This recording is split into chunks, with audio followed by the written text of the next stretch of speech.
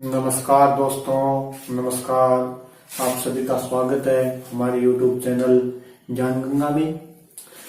आप सभी का स्वागत है। हमारा चल रहा था आमेर का इतिहास।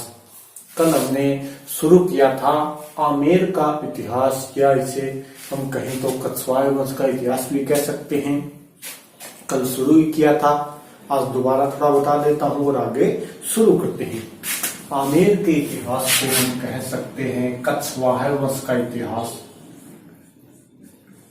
कछवाहे वंश का इतिहास, क्योंकि यहाँ पर जिस वंश ने शासन किया था या राज स्थापित किया था वो था कछवाहे वंश। कछवाहे अपने आप को यानी स्वयं को भगवान राम के पुत्र कुश के वंशज मानते हैं। प्रारंभ में कछवाहों का शासन था। नरवर एमपी के अंदर पड़ता है वर्तमान में। नरवर में नरु नामक शासक हुआ, जिसने 837 ईस्वी में 826 ईस्वी में नरवर बसाया। उसी का पुत्र था डोला, जो डोला मारू की प्रेम कथा के लिए प्रसिद्ध है। इसी की 21वीं पीढ़ी में एक शासक हुआ सोड सिंह, और सोड सिंह का पुत्र था तेजकर्ण या दुले राय। सोड सिंह का पुत्र था तेजकर्ण। जो तेज होगा वह सुंदर होगा, तो इसी तेजकर्ण का दूसरा नाम था दुले राय।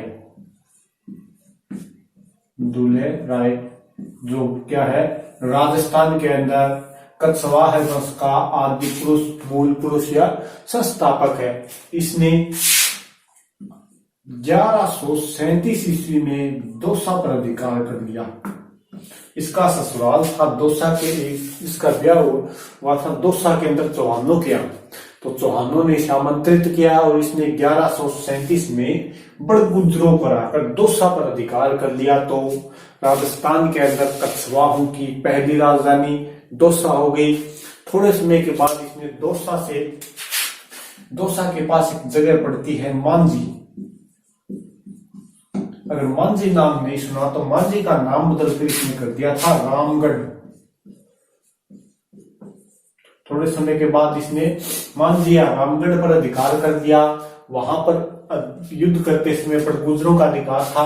युद्ध करते समय एक माता इनकी सहायता करती है, जिसका नाम था बुड़वाई माता या जमुवाई माता। जमुवाई माता, जमुवाई माता का मंदिर बनाता है ये तेजकर्ण या दुले राय। कहां? रामगढ़ के अंदर। और ये जमुवाई माता कछवाहों की क्या हो गई? कुल देवी। कछवाहों की कुल देवी है जमुवाई माता, और कछवाहों की आराध्य देवी होगी शीला माता, जो आगे मानसिंह के समय आएगी। तो यहाँ पर जमुवाई रामगढ़ यहाँ पर नाम हो गया, और रामगढ़ के अंदर किसका मंदिर हो गया? जमुवाई माता का।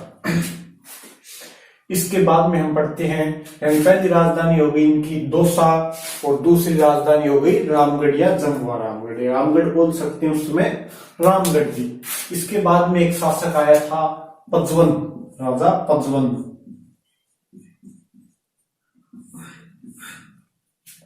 पजवन जिसे 64 युद्धों का विजेता कहा जाता है। ये बात भी मैंने आपको बताई थी। 64 युद्धों का विजेता, और ये पृथ्वीराज चौहान के समकालीन था, उनका सामंत था। पजवन सहयोगिता के समय मारा गया। 64 युद्धों का विजेता था। 100 युद्धों का विजेता बोला जाता है समुद्रगुप्त को, और 52 युद्धों का विजेता बोला जाता है मालदेव राठौर को। इसके बाद में शासक बनता है कोकिलदेव। ये इतना कल मैंने बता दिया था, आज इससे आगे देखते हैं। यानी पहला शासक आदि पुरुष मूल पुरुष हो गया तेजकर्ण। इसके बाद में आता है पजवन, और इस पजवन या पंजुन राय। इसके बाद में एक शासक आता है कछवाए वंश का कोकिलदेव।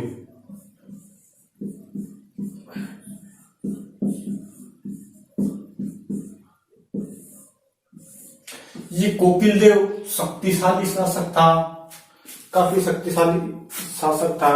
इसने क्या किया?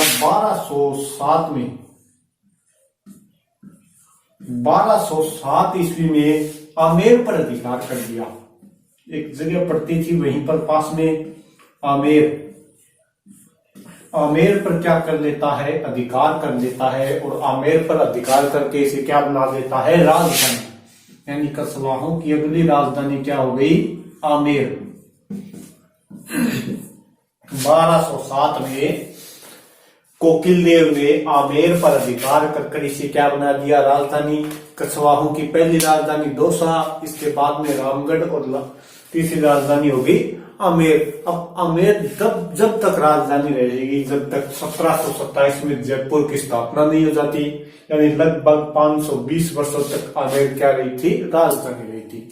आमेर पर इससे पहले किसका अधिकार था? तो वो था मीणाओं का, यानी कोकिल देव ने मीणा था भुट्टू मीणा या सुसावत मीणा, सुसावत या भुट्टू मीणा। भुट्टो मीणा नाम आता है जिसे हराकर कोकिल देव ने 1207 में क्या कर लिया? आमेर पर अधिकार कर लिया और आमेर को क्या बना दी? कछवाहों की राजधानी बना दी। अब यहाँ पर सब कुछ स्थापित कर दिया और इसी ने यहीं पर क्या बनाया था? महादेव का मंदिर। किस महादेव का? आमेर के अंदर है तो अंबिकेश्वर महादेव का मंदिर। अंबिकेश्वर महादेव का क्या बना दिया? मंदिर बनाया था इसने। सबसे पहले शासक बना दुलेरा या तेजकर्ण, इसके बाद में पंजवन, इसके बाद में हो गया कोकिल देव। कोकिल देव ने 1207 में क्या किया? आमेर पर अधिकार कर लिया।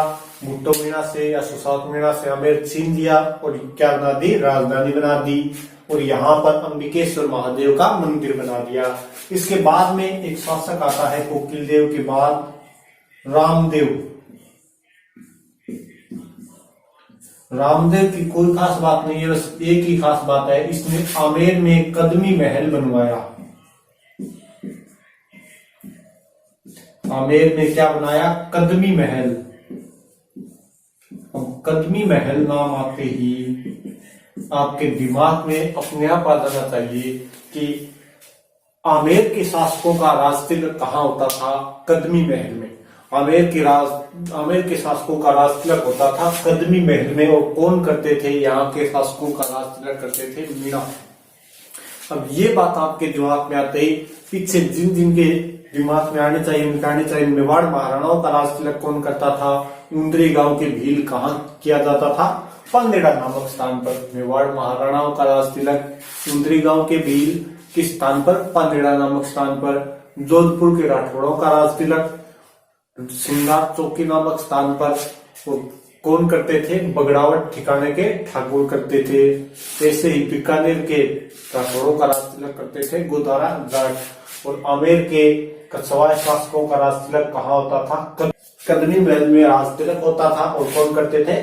मीणाओं द्वारा किया जाता था। ठीक है, कोकिल देव देख लिया, रामदेव देख लिया। इसके बाद में कई शासक आए लेकिन उनका कहीं वर्णन नहीं मिलता है। अब जिस शासक का वर्णन मिलता है या जिसे पढ़ेंगे वो है पृथ्वीराज।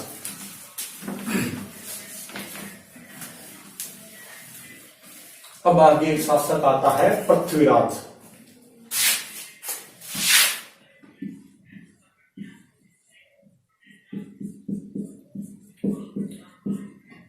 आगे क्या लगेगा? कछवाहा है।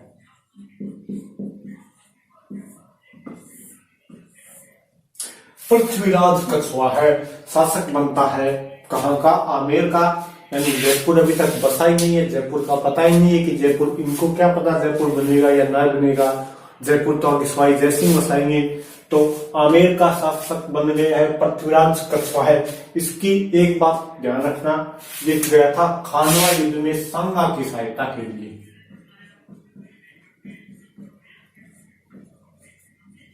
खानवा युद्ध में राणा सांगा की सहायता के लिए गया था। राणा सांगा की सहायता की इसने, लेकिन जो गया था वो गया था सामंत की हैसियत से, एक स्वतंत्र राजा की हैसियत से नहीं, ये सामंत की हैसियत से गया। पृथ्वीराज कछवाहा क्या था? राणा सांगा का सामंत था। यानी कछवाहा प्रारंभ में किन के सामंत थे? चौहानों के सामंत, बाद में गुहिलों के, सिसोदियों के सामंत हो गए और इसके बाद में इन्होंने क्या कर लिया था? मुगलों के मनसबदार बन गए थे। तो खानवा युद्ध 1527 में खानवा युद्ध में राणा सांगा की सहायता के लिए गया। इसके क्या थे? 12 पुत्र थे।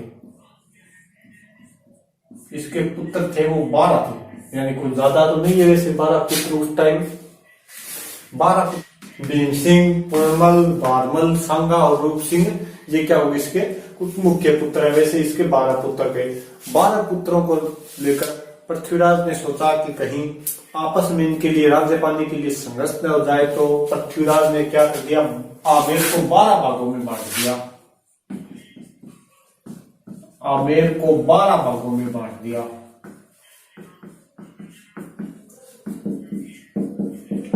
तो इस 12 भागों में बांटने के कारण आमेर प्रसिद्ध हुआ 12 कोटरी नाम से।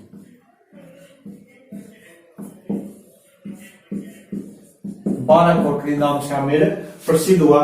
लेकिन इसने क्या किया, इसका बड़ा पुत्र था भीम सिंह। बड़ा पुत्र था भीम सिंह। आगे आमेर का शासक बनना चाहिए था भीम सिंह, लेकिन इसके ऊपर बीकानेर की बालाबाई का ज्यादा प्रभाव था।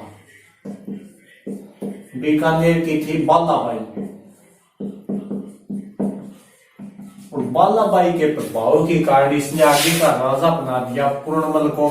यानी राजा बनना चाहिए था भीम सिंह, लेकिन इसने मेन राजा जो आमेर की गद्दी थी वहां पर इसने क्या कर दिया, भीम सिंह को न बनाकर पूर्णमल को राजा बना दिया। अब यहाँ पर पूर्णमल को जब राजा बना दिया तो अन्य भाइयों ने क्या कर दिया, विद्रोह कर दिया। बड़ा राजा एक भीम सिंह बन जाता तो कोई बात नहीं थी, परंपरागत चलता रहा था, राजा का ज्येष्ठ पुत्र राजा बनता है। लेकिन यहाँ पर तो इसने क्या कर दिया, पूर्णमल को राजा बना दिया, और पूर्णमल को राजा बनाने के बाद अन्य सभी भाइयों ने क्या कर दिया, विद्रोह कर दिया। तो यहाँ पर आगे राजा हो गया पूर्णमल। इसके थोड़े समय बाद पूर्णमल को हटाकर यहाँ पर राजा बन जाता है वापस भीम सिंह। राजा बन जाता है वापस भीम सिंह, लेकिन भीम सिंह के कोई संतान, भीम सिंह का पुत्र इसके बाद राजा बनता है रतन सिंह। इसके बाद में भीम सिंह का पुत्र राजा बनता है रतन सिंह। रतन सिंह का भाई था एक आस्करण। आस्करण को कहकर बारमल ने रतन सिंह को जय दिलवा दिया, और बाद में बारमल ने क्या कर दिया, आस्करण को भी समाप्त कर दिया। मुख्य भूमिका यहाँ पर रहेगी बारमल की। भीम सिंह के बाद शासक बनता है रतन सिंह। आस्करण को कहकर रतन सिंह को जय दिला दिया, और क्या कर दिया, आस्करण को भी समाप्त कर दिया। यहाँ पर मुख्य भूमिका रह गई बारमल की। तो मेन गद्दी पर बैठ जाता है बारमल। पृथ्वीराज के बाद मेन गद्दी पर कौन बैठ जाता है, बारमल। तो बारमल से इनका मेन इतिहास शुरू होता है। कछवाहों का मेन इतिहास शुरू होता है, वो होता है बारमल से शुरू। ये जो सांगा था इसका भाई बारमल का, इसी के नाम पर सांगा ने बसाया हुआ है। आगे शासक हो गया बारमल। बारमल शासक बनता है 1547 से 1573 तक। ये बात ध्यान रखना, जो रतन सिंह शासक बना था उसके समय आक्रमण हुआ था शेरशाह सूरी का, और उसने क्या कर लिया था, भिन्नता स्वीकार कर ली थी, कोई लड़ाई नहीं की थी। इसके बाद में देखिए बारमल शासक बना है 1547 में। बारमल ने क्या किया है, वैसे तो राजगद्दी हथियाई है तो इसको भी डर रहेगा कि बाकी के भाई विद्रोह ना कर दे। आते आते 1556 आ गया। 1556 ये हो गया अपना राजस्थान, और यहां पर शासन है बारमल का। हरियाणा में एक जगह पड़ती है नारनौल, और यहां का सूबेदार है मजनू खान।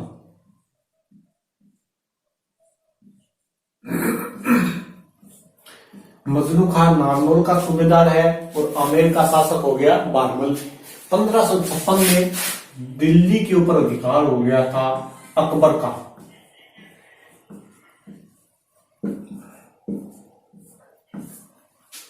बारमल को बार बार अपने भाइयों का डर रह रहा था, कभी कोई भाई आक्रमण कर देता, कभी कोई। तो बारमल और मजनू खान के आपस में थी मित्रता।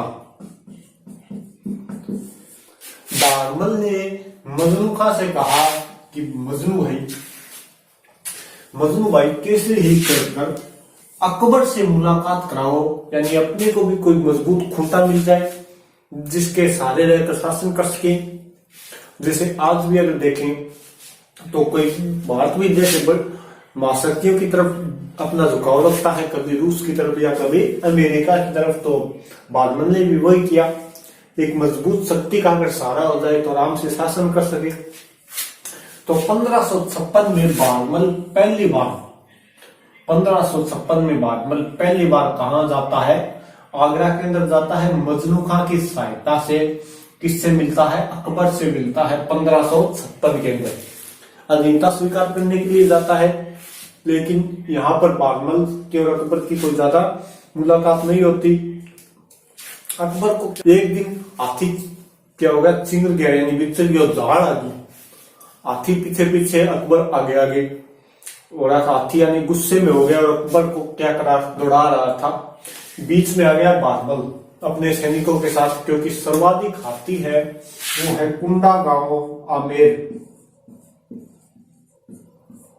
कुंडा गांव आमेर में क्या है, सर्वाधिक हाथी है। तो बारमल को हाथियों का नॉलेज, इसने उस गुस्से में यानी पागल हुए हाथी को रोक लिया, जैसे भी करके रोक लिया, उसे शांत कर दिया। अकबर ने पूछा कि ये आदमी कौन है? तो आसपास खड़े सैनिकों में सरदारों ने बताया कि आमेर के राजा जी है बारमल जी, आपसे मुलाकात के लिए आए हैं। अकबर ने कहा हाँ देंगे, इन्हें भी वक्त भी देंगे और इनाम भी देंगे। ऐसे करके क्या अकबर ने बात टाल दी, यानी 1556 में बात क्या होगी, यहीं पर समाप्त होगी। क्योंकि उस समय 1556 में अकबर राजा बना था, उस समय बैरम खां के संरक्षण में रहा करता था। 1556 से 60 तक तो रहा था बैरम खान के संरक्षण में, फिर 60 से 62 तक रहा था अपनी दायमा महांगा की संरक्षण के अंदर। और 62 में अकबर क्या करता है, शासन संभालता है। 62 में जैसे अकबर ने शासन संभाला तो उसने सोचा कि क्यों मेरे बाप और दादा इस भूमि के ऊपर जम क्यों नहीं, टिक क्यों नहीं पाए, अपनी जड़ें क्यों नहीं दबाई। तब उसने फिर महसूस किया कि यहाँ के आपसी राजाओं के साथ उनके संबंध अच्छे नहीं थे, आपसी राजाओं के साथ उनके संबंध अच्छे नहीं थे, इसी कारण मेरे बाप और दादा यहाँ पर अपनी जड़ें नहीं जमा सके। कहते हैं कि अकबर इसी मन्नत को पूरी करने के लिए हर साल अजमेर के अंदर जाता था, ख्वाजा मोइनुद्दीन दरगाह के ऊपर।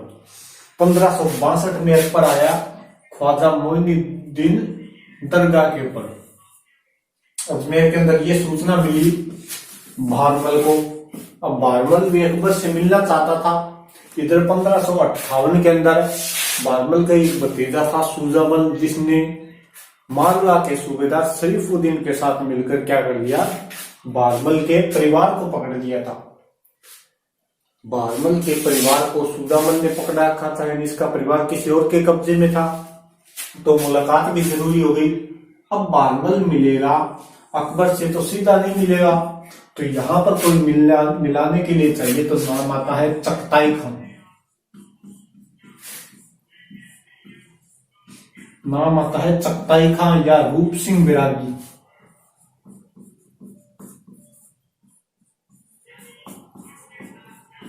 रूप सिंह बैरागी पहली बार मिला था तो किसकी सहायता से मिला था, मजनू खां की सहायता से। पहली बार बारमल अकबर से मिला था मजनू खां की सहायता से 1556 में, लेकिन वो वार्ता समाप्त हो गई थी वहीं पर। और दूसरी बार मिलेगा तो ये है चगताई खां या रूप सिंह बैरागी। चगताई खां या रूप सिंह बैरागी की सहायता से कब मिलेगा, 1562 को। अकबर जियारत के लिए जा रहा था, कहा, ख्वाजा मोइनुद्दीन चिश्ती।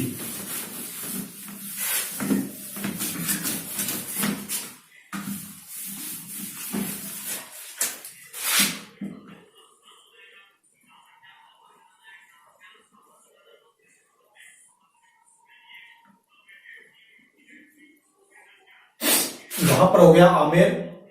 यहां से अकबर चला है 1562 के अंदर, और आते आते आते यहां पर आ गया सांगानेर के अंदर। बारमल को सूचना मिली कि अकबर जा रहा है अजमेर, तो अकबर इधर से बारमल खुद चला के आ गया सांगानेर के अंदर और अकबर से मुलाकात की। यहीं पर इनकी थोड़ी बहुत मुलाकात हुई, किसकी सहायता से, चगताई खां की सहायता से। और बारमल ने क्या कहा बारमल ने अपनी यानी प्रस्तुत की कि हम आपकी अधीनता स्वीकार करना चाहते हैं, आप हमारे यहाँ पर चलो इतने नजदीक आ गए तो कुछ अतिथि सत्कार का भी मौका दीजिए। अकबर ने कहा कि अभी तो मैं जा रहा हूं अजमेर ख्वाजा साहब की दरगाह पर, आतिश में आएंगी।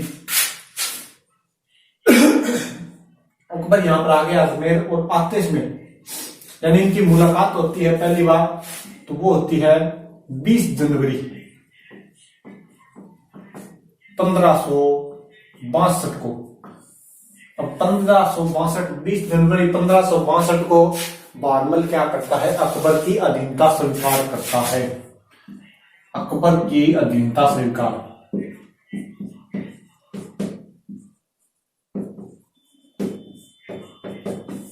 अकबर की अधीनता स्वीकार कर लेता है बारमल 20 जनवरी 1562 को। और बारमल क्या करता है कि सोचता है कि अगर अधीनता स्वीकार की तो कल अगर कोई और बादशाह बन गया तो वो कोई और मांग रख देगा या कुछ और करेगा, संधि समाप्त हो जाएगी। तो बारमल की पुत्री थी हरकाबाई,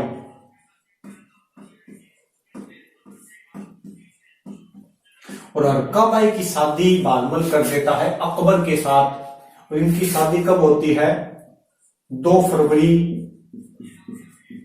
1562 को। कहां पर होती है, सांबर के अंदर। हरकाबाई है, इसका जोधाबाई भी नाम आ सकता है, वैसे मेन नाम था हरकाबाई। सांबर के अंदर ये संधि होती है, संधि भी कहां होती है, ये भी होती है सांबर के अंदर। और सांबर के अंदर ही अकबर और हरकाबाई का क्या होता है, विवाह होता है। इस हरकाबाई को अकबर एक उपाधि देता है, मरियम उज़्ज़मानी, मरियम उज़्ज़मानी। और इसी का पुत्र था सलीम या जहांगीर। सलीम या जहांगीर इसी हरकाबाई का पुत्र था।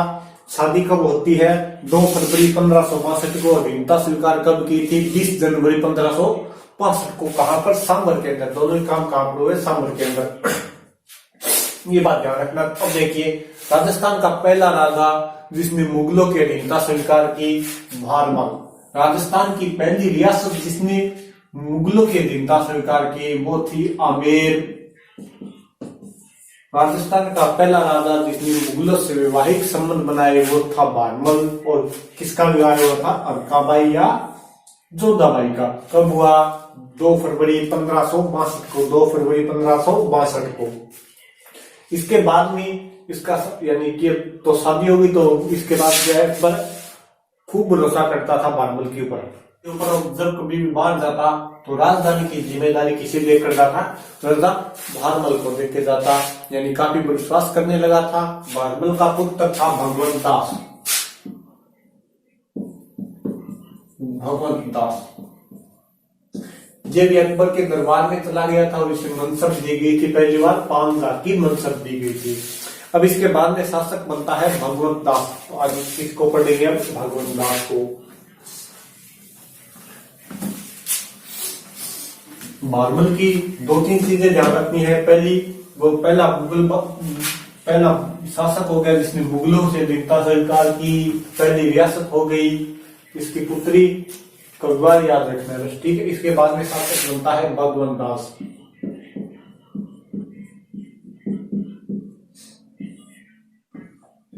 भगवंत दास कब शासक बनेगा, 1573 में, यानी बारमल की मृत्यु के बाद। इससे पहले ही अकबर से मिल चुका था कब, 1569 में, रणथंभौर विजय पर।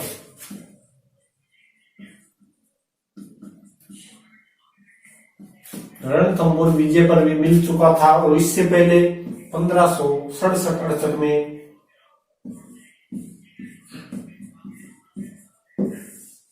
चित्तौड़ के तीसरे साके केस में भी क्या था, अकबर के साथ था।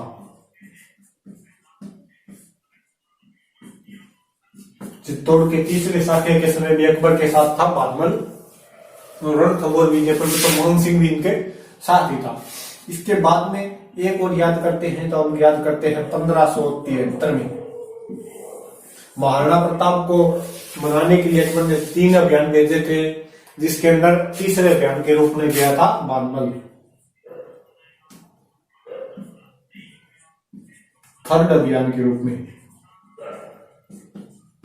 लेकिन मना नहीं पाए थे और रणथंभौर में गए थे सुरजनहाड़ा के विरुद्ध, जिसे इन्होंने क्या कर लिया था, मना लिया था। सुरजनहाड़ा ने अकबर की अधीनता स्वीकार कर ली थी, लेकिन महाराणा प्रताप को नहीं मना पाए थे और आगे हल्दी घाटी का युद्ध होता है। तो यहाँ पर देखिए, इसके बाद में 1573 में शासक बनते। इसके बाद में राजा बनने के बाद एक घटना होती है गुजरात के अंदर। गुजरात के अंदर क्या, गुजरात के अंदर मिर्जाओं ने क्या कर दिया, विद्रोह कर दिया। यानी क्या हो गया, मिर्जा विद्रोह। मिर्जा अकबर के भाई थे, यानी बाबर का पिता था उमर शेख मिर्जा, यानी कि इनकी उपाधि थी मिर्जा। बाबर ने उपाधि धारण कर दी थी बादशाह की, लेकिन उनके जो सगे संबंधी थे वो सब मिर्जा ही लगाते थे। तो अकबर के भाई थे एक तरह से। एक जगह पड़ती है सतनाम। सतनाम में मुख्य रूप से विद्रोह हुआ था, गुजरात के सतनाम में मुख्य रूप से विद्रोह हुआ था, जिसे भगवान दास ने दबाया था, बहुत अच्छे तरीके से दबाया था, बहुत अच्छे तरीके से सफलता प्राप्त की थी। तो इसी सतनाम विद्रोह को दबाने के कारण भगवान दास को अकबर ने 2 चीजें दी थी। एक दिया था नगाड़ा और एक दिया था परचम। एक दिया था नगाड़ा और एक दिया था परचम, यानी कि इसके आने पर नगाड़े बजाए गए और इन्हें क्या है, झंडा लगाने, परचम हो गया झंडा, इन्हें झंडा लगाने की अनुमति दी गई थी, यानी झंडा दिया गया था। तो ध्यान रखना, सतनाम विद्रोह दबाने के कारण भगवान दास को अकबर ने 2 चीजें दी थी, नगाड़ा और परचम। कहा था सतनाम विद्रोह, गुजरात के अंदर विद्रोह किसने किया था, मिर्जाओं ने, और दबाया किसने था, भगवान दास ने। एक चीज ध्यान रखना भगवान दास की। एक चीज और ध्यान रखना भगवान दास की, भगवान दास की एक पुत्री थी मानीबाई, पुत्री थी मानबाई। इसका विवाह भगवान दास ने किया था सलीम के साथ, सलीम या वो जहांगीर के साथ इसका विवाह किया था। जिनका पुत्र हुआ था उसका नाम था खुसरो।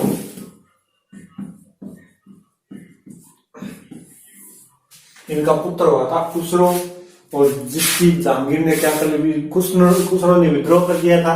जहांगीर ने इसकी आंखें निकलवा ली थी और खुर्रम इसे क्या दक्षिण के अंदर ले गया और वहां पर क्या कर दिया, इसको समाप्त कर दिया। तो भगवान दास की 2 ही चीजें ध्यान रखना, एक सतनाम विद्रोह दबाने के कारण से नगाड़ा और परचम दिया गया था। किसने विद्रोह किया था, मिर्जाओं ने। और इसकी पुत्री मानीबाई का विवाह किसके साथ हुआ था, जहांगीर या सलीम के साथ।